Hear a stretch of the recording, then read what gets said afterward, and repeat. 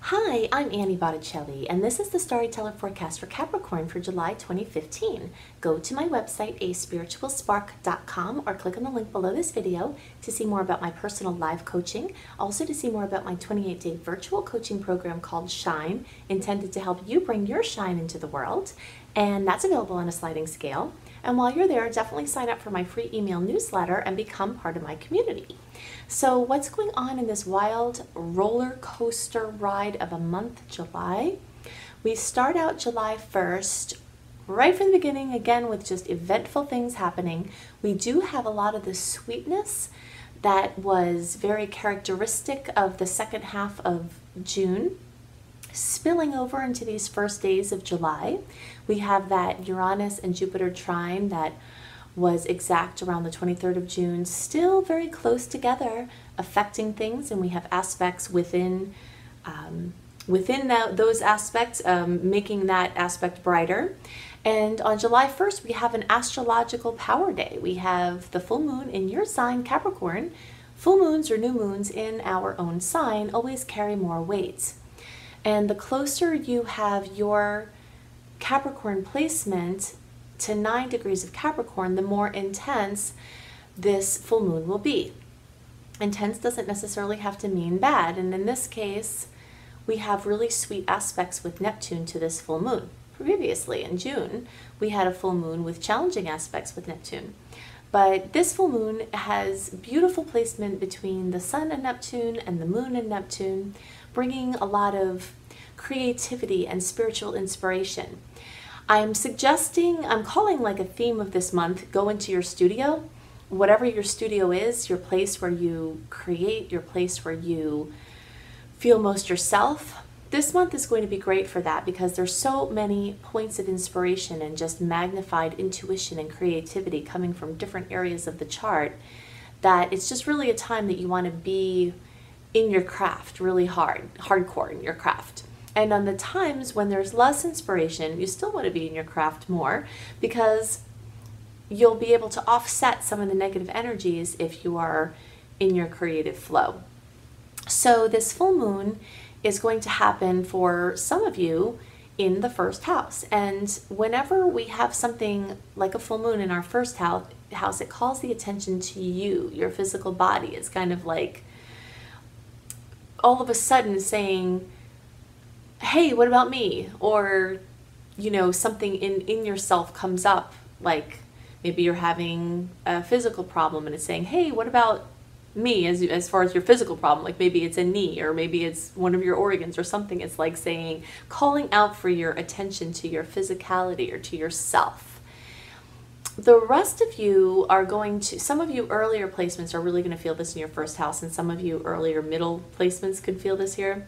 The rest of you are going to have this happen in your 12th house, and this brings a fullness to your psyche or your unconscious space. So even though this full moon has beautiful aspects and there are other things going on at this time that are very auspicious, a full moon is still a full moon, and it brings fullness or completion or fruition or exaggerated energy or a shaking off of energy in whatever field of experience it is happening in. So that's going to happen at the same time as all these other wonderful things.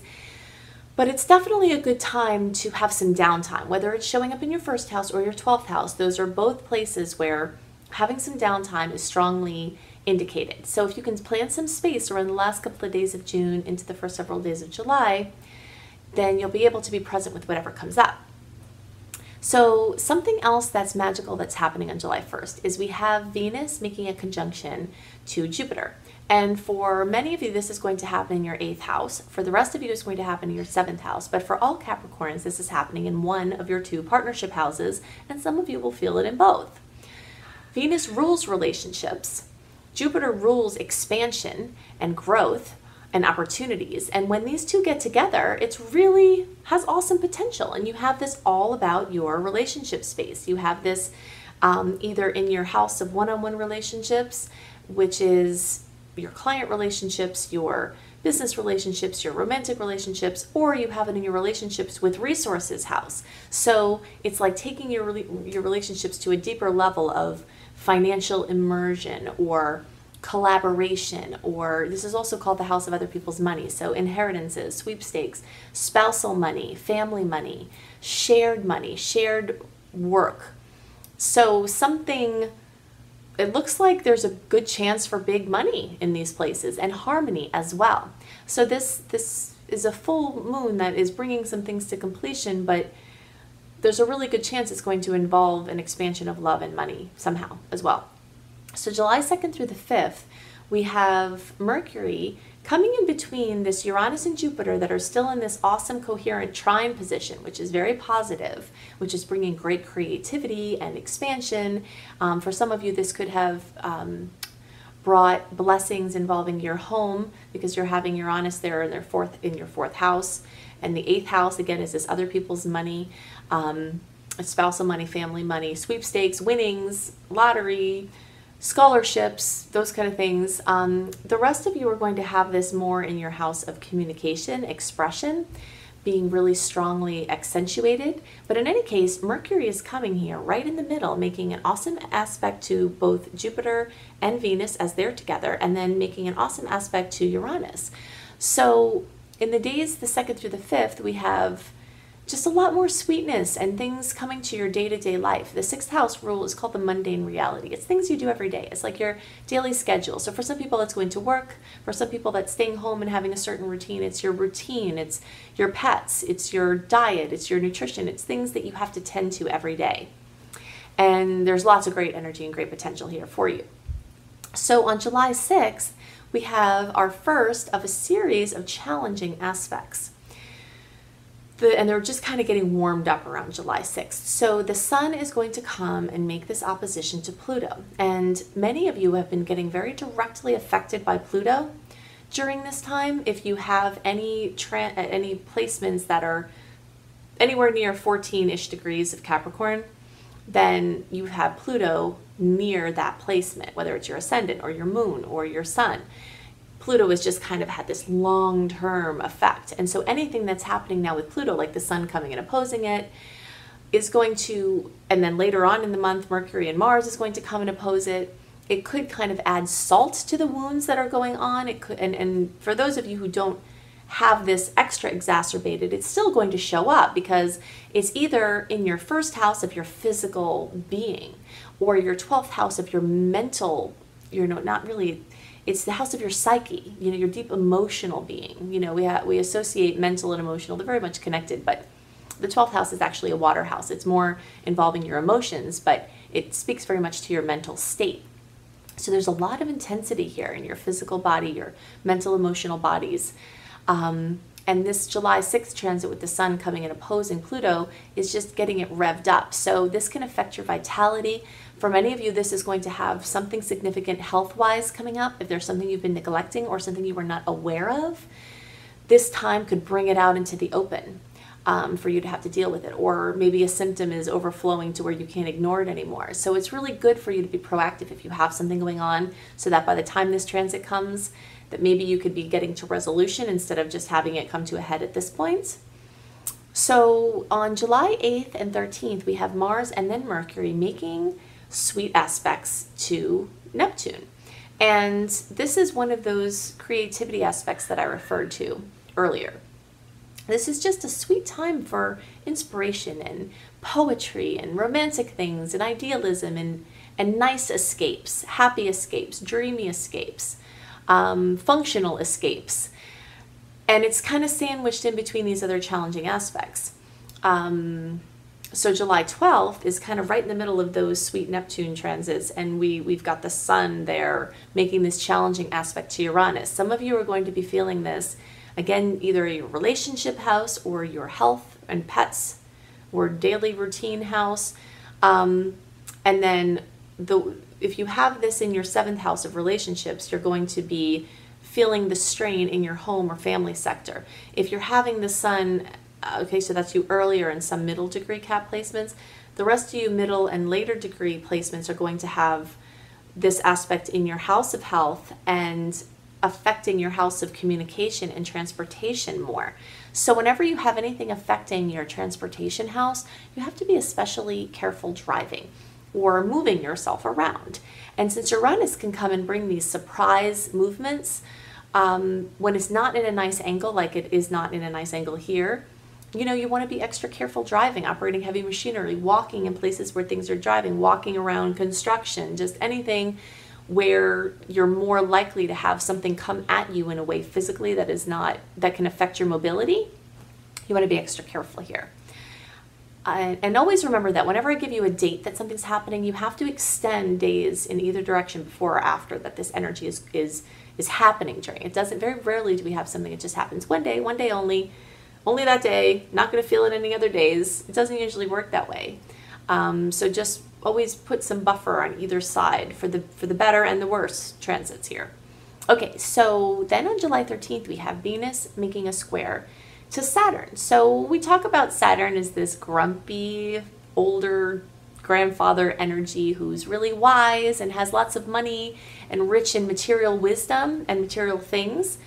But it's very stern and, you know, authoritative and kind of tough on you. And he has a softer side, but that softer side doesn't come up in a square generally unless you do inner work and convert it into something positive. It just naturally presents in a more challenging way. So Venus here, again, either in your 7th or 8th house, one of your relationship houses, has Saturn coming and making this stern aspect. Some of you are going to have that stern aspect actually in the house that Saturn rules, which is the 10th house. So work-related sternness or authority kind of, you know, being critical. Some of you are going to have this in your social sector, your 11th house, social media, friends, groups, something like that, where there is like some harshness coming that way. And then July 15th, we have this new moon in Cancer that brings new energy. So some of you will be experiencing this new energy in relationship space. Very heavy relationship focus for Capricorns this month. This continues, and from previous times. So we have this going on. Some of you are going to have this new moon energy opening up in your 6th house, your later degree placements. Some middle, later degree, definitely later degree placements will have this opening up this energy in health. So you could have a health crisis that opens up this new energy for being on a different path. But in any case, it's challenging. It's a new moon with major baggage.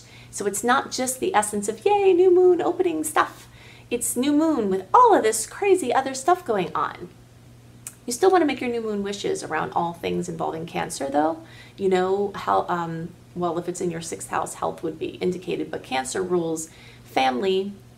It rules your house, housing, ventures. So anything related to home involving business, interior design, real estate, things like that. And also psychological things. Psychology is one of the psychology houses, childhood things. So you want to make your new moon wishes still around that. You don't want to miss that opportunity, but it's just a lot going on. So what else we have as far as baggage with this new moon is Mercury and Mars are conjunct. And that's not the problem. That could actually be a beneficial thing just on its own. But both of those planets are opposing Pluto. So if you're one of those people with a middle degree placement where Pluto has been harassing your sun or moon or rising sign, now you've got not only Mercury, but Mars. After the sun has already done this opposition thing, Mercury and Mars come and at the same time oppose this. So there's definitely exacerbation of problems that were already happening. And there's possibly some new challenges coming in if you haven't been already experiencing this. So you want to prepare your space. If you are going to have someone coming over with kids and dogs, if you leave out all your white and breakable things, you're going to leave that interaction being annoyed and possibly not wanting to be friends with that person anymore, right? So if you know that they're going to come over and you know that they have kids and dogs that do the things that kids and dogs do, you want to take up your white things, put down mats, take up your breakables, and have a nice time with your friend and their family. That's what looking at astrology beforehand is all about. If you know that these transits are going to be gnarly, which some of them are, you want to be in a relaxed space. You want to address things that have been pending beforehand so they don't get volatile. You want to pay extra special attention. You want to be more patient. You want to be more careful. You want to be more aware, because it's not just you experiencing these transits, it's other people, and they might be acting different, running red lights. You know, for those of you especially that have Uranus with this the square the sun square, and then later Mercury is going to square this Uranus. Some of you are going to have this in your third house. And for the rest of you, it's probably close enough that all of you really need to look out for this. Because even if it's in the fourth house for you, Uranus is a planet that takes a long time to get around. So when it's close to somewhere else that it is not anymore, but it's close, it's still affecting that space. So all of you really need to be careful with what you're doing, driving and communicating. Things can get very hectic, very volatile very quickly, and make this aspect pretty dangerous. So just be aware. Don't be afraid. I never tell you these things to instill fear and make you just be worried about this time. I want to tell you beforehand so that you can set up the space and be ready, and then use it for the alchemical potential that it has, which of course is done with inner work. Inner work is the way that we convert these weak links that are being brought up by the transits into strong spots, so that in the future we can experience these things in different ways. So July 18th, that Mercury is going to then go and square Uranus. So essentially from around the 5th or 6th of the month until around the 20th, we just have one thing after another. Even though there's some sweetness interspersed there, there's just a lot of chaos, a lot of heaviness. But July 21st through 23rd and the dates around there are also positively affected by the Sun and Mercury making a conjunction, which is a positive thing. The Sun adds vitality to wherever it is sitting right next to, and Mercury rules your creativity and your communication and your way of expressing your unique way of being. And the Sun amplifies that. So that is very positive, and those two planets are making a very favorable angle to Saturn. So Saturn, our grump master here, he is always happier, and we get that very rare smile out of him and pat on the head when there's a nice aspect. So some of you are going to experience in your work or authority figure's house. Some of you are going to experience this in your social sector house, so you'll maybe get pats on the back from your friend or your social group, or pats on the back by your boss or your dad or a father figure or an authority figure. But that's the kind of energy that's coming. So we have, let's see what else there. Sun and Mercury conjunct is trining Saturn, right? So, and some of this can affect your, be involved with your relationships as well. So someone close to you or clients or things like that coming through the relationship sector. So the 25th, we have Venus going in retrograde, and this is really, really important. I've been talking about this for several months so that you could be prepared. When we have a retrograde cycle, whatever it is that planet rules, which Venus rules love, beauty, money, aesthetics, you're not seeing clearly when this happens. You're going backwards over things. You're reconsidering things. For many of you, this is going to be happening in one or both of your relationship sectors. So this already, Venus retrograde already makes people rethink and reevaluate their relationships, both present and past. It could always bring things from the past, relationships from the past, or harmony returning from the past if you're in a current relationship and harmony is not there right now. Also can bring up problems from the past. Problems from the past that have not been resolved are definitely going to come up when Venus is in retrograde. Many people are going to feel like they are not honored or respected or acknowledged in their relationship, and they're going to be fed up with it. And they're going to want to make some changes. I suggest that the changes you make start from the inside, that you don't make any final decisions if you can help it with your relationships when Venus is in retrograde, because you're going to reconsider them throughout this process. So July 25th through September 8th, the energy is strongest. The shadow period started June 22nd, and the shadow period afterwards will go till the end of September. So essentially from the end of June through the end of September, we have all this Venus retrograde stuff. But it's strongest through the 25th, July 25th through September 8th. Try to not make any final decisions about that time. It's a time to reconsider and reevaluate. Let's say someone comes back from your past, like a previous person you've been in a relationship with, and you're reconsidering them. It's best to not make too much of a commitment. It's a reconsideration process. You know, wait until after the energy clears so you can properly evaluate what you're doing and what you want to do and what you're trying to do. But don't be surprised if love cools off. Some of you will experience this opposite. Some of you will have someone who you've been separated from. Maybe you have your partner is in the military or separated from you for other reasons, you're living apart, you might have a nice visit with that person, or the person comes home during that time. Love is returned in that case. So there's many different positive ways Venus can present in retrograde, but 100% of the time it will bring up unresolved relationship issues. So everybody has those, and so something's going to come up.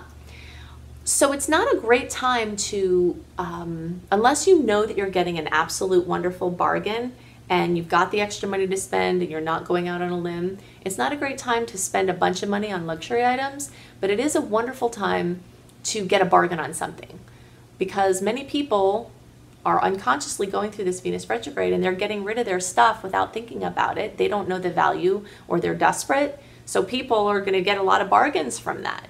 But if you're a person releasing expensive things, try to not do that, because you're probably not going to get as much money for them. Or you're going to later find out it was worth more money, like selling this painting that's worth $10,000, but you don't know it, and you sell it for 20 bucks and you find out about it. It's like, oh no, Venus ruling money, not seeing clearly. Okay, so we have all that going on, and then we have July 26th, Uranus is going retrograde in Aries. Uranus rules this energy of freedom. Aries definitely has an energy of freedom around it. So when they're together, it's the freedom is the topic here. So for months into December, we're going to have Uranus just making you ask these questions about freedom. Where do you feel free? Where are you not free? And this could couple in here with this issue of relationship. We get into relationships and we feel free and high and yay, and then we get into it and we're like, don't feel free anymore. Why is that? Well, mostly it's because we have inner issues and we don't feel free within ourselves, so we can't feel free within our relationships. It has nothing to do with the relationship. We're reflecting from the inside, projecting from the inside. But there are certain things that we set up where we teach people how to treat us. And so you evaluate all these things. How can you become more free in your life? July 31st, we have the full moon in Aquarius. Some of you earlier placements are going to experience this fullness, this completion, this fruition, this drama, and there could be extra drama here too, because Venus is going to be in Leo at that point, and Leo energy is associated with drama. It's actually the sign of actual drama, like acting thespian drama. So whenever Leo energy is involved, it always kicks things up several notches, And so some of you will experience that in your financial sector, your money house, something involving your financial security. The rest of you are going to experience this full moon in your first house. So if you didn't experience this in your first house, the full moon earlier in the month, you'll experience the full moon in the first house later in the month. So either in the beginning or the end of the month, you're going to have that physicality thing coming up, fullness coming to something in your body, asking the question, what about me? How do I relate? How do I speak up? How do I assert myself? What about my feelings? What about this knee that keeps calling out? Something is going to be saying, what about me, within you, either at the beginning or the end of the month, at one of these full moons. So those are the main things I wanted to talk about. There's always countless things going on. And of course, I can't see your personal chart, and I'd like very much to. If you would like to have a live personal reading with me, you can go to my website, aspiritualspark.com, or click on the link below this video. Also, you can see more about my 28-day virtual coaching program, which I am very excited about. I have gotten to see the charts of people of every different age all over the world and have come to see the sameness behind the questions and the language and the cultural experiences. There's a sameness behind the things that people want and the challenges that they have. And the Shine program is intended to help you shift the energies that are commonly coming up for people so that you can shine. And that's available on a sliding scale, so it's accessible to everyone. And while you're there, definitely sign up for my free email newsletter. For my community, which you become part of my community when you sign up for my free email newsletter, then for my community, I send out a written version beforehand, before the month comes, of the things that I'm talking about here. So you have it to refer to. It's easier. And all kinds of other perks that come with being part of my community. So check it out, aspiritualspark.com, and I'll see you next month. Bye.